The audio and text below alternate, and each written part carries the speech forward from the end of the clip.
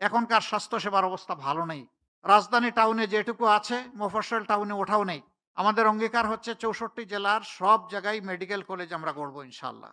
সেখানে সবার জন্য ফ্রি হয়তো হবে না, কিন্তু গলা কাটাও হবে না। মায়েরা সমাজ গড়ে দিবেন, আর মাদেরকে এটুকু সম্মান আমরা দেখাবো না, এটা হতে পারে না। দুনিয়ার বহু দেশে এটা আছে। ৬ ঘন্টা, ৪ ঘন্টা, ৫ ঘন্টা। অনেকে আওয়াজ তুলল। এমনিই নারীরা কর্মক্ষেত্রে সুযোগ পায় কম। এখন যখন নিয়োগকর্তা দেখবে যে তাদের কর্মঘণ্টা কম, তখন আর নিবেই না। কিন্তু তারা এটা চিন্তা করেননি। যখন একজন সন্তান সম্ভবা মা, এরপরে যখন তিনি সন্তানকে জন্ম দেন, তারা লালন পালন করেন, অনেক সময় ৮ ঘন্টা কাজ করতে পারবেন না বলে পুরা চাকরিটাই ছেড়ে দেন।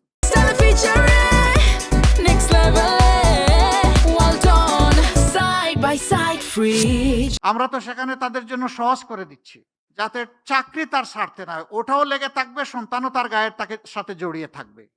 এই দুইটার আমরা সমন্বয় ঘটাতে চাচ্ছি। সারা জীবন যারা দেশকে রাষ্ট্রকে দিয়ে গেছেন, অবসর জীবনে চলে গেছেন, এই রিটায়ারমেন্ট লাইফে একদিকে থাকে না টাকা কড়ি, অন্যদিকে বেড়ে যায় রোগ শোক। সেই সময়টা বড় কষ্টের। যিনি সারা জিন্দেগি রাষ্ট্রকে দিলেন, রাষ্ট্রের অবশ্যই তার প্রতি, সেই নাগরিকের প্রতি দায়িত্ব আছে। তিনি একজন কৃষক হতে পারেন, অথবা উচ্চ পর্যায়ের একজন কর্মকর্তা হতে পারেন, কিন্তু এখন অবসরে। এই অবসরকালীন জীবনে যতদিন তারা বেঁচে থাকবেন, রাষ্ট্র ইনশাল্লাহ তাদের পূর্ণ চিকিৎসার দায়িত্ব নেবে।